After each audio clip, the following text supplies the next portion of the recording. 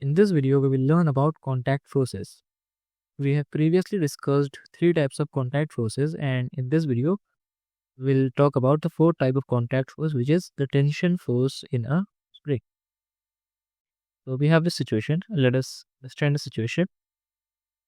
We have a rigid wall, which is fixed, and one end of the spring is tied to that wall, and the other end of the spring is tied to a block of mass m.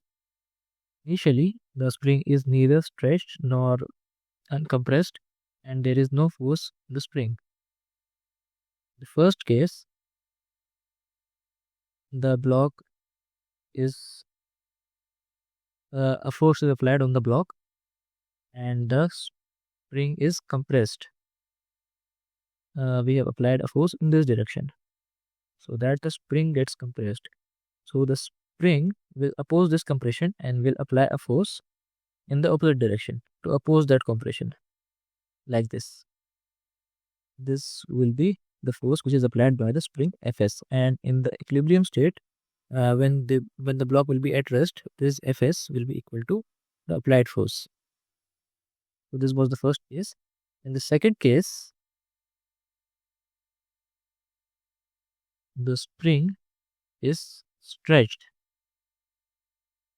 by applying a force in this direction.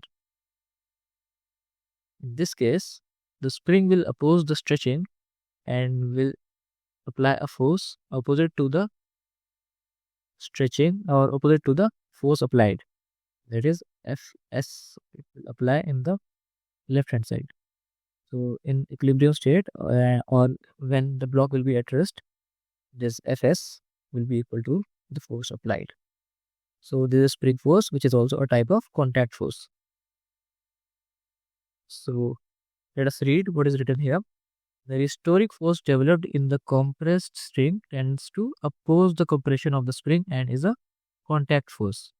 If the spring is stretched by exerting a pulling force F on the attached mass, a restoring force is again developed in the string, and the magnitude of that restoring force is now F, but it opposes the stretching of the spring. So there is tension force in a spring, and it is a type of contact force. Let us see the diagrams. In the first diagram, the spring is neither stretched nor compressed. In the second diagram, the spring is compressed by a pushing force, and the spring applies a restoring force on that block. And in the third diagram, it is being pulled by a external force, and that it is being opposed by the restoring force, which is by the spring. The next type of contact force is force exerted due to collision. So let us understand the situation here. We have two balls. The first ball we will name is A and is moving with velocity u1 in the right direction, and second ball is B and is moving with velocity u2 in the same direction, and we have considered u1 to be greater than u2. So as a result, ball A will gradually move closer to ball B and they will collide. So when they will collide, they will become momentarily at rest, and the ball A will apply a force on ball B, and we will name this force as FBA, and the ball B will also apply some force on ball A. We will call this force as FAB. And due to the Newton's third law of motion, which says that every action has an equal and opposite reaction, these forces will be equal. FAB will be equal to FBA. And due to these forces, the velocities of these balls will change. The velocity of ball A, let us say, will become v1, and the velocity of ball B will become v2. As on ball B, the force is on the right hand direction, the velocity will increase.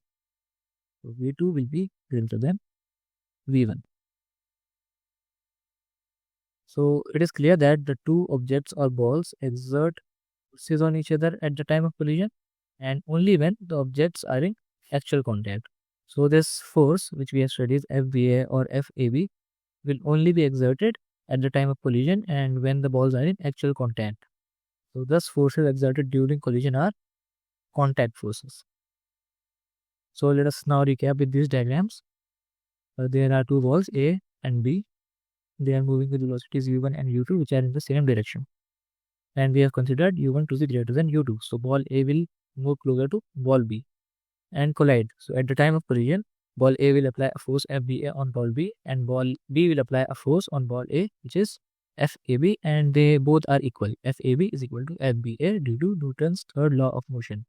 And now due to these forces, they both will move with different speed, that is V1 and V2. And V2 will be greater than V1. And the force due to collision is a type of contact force. I hope this topic is clear to you. Thank you.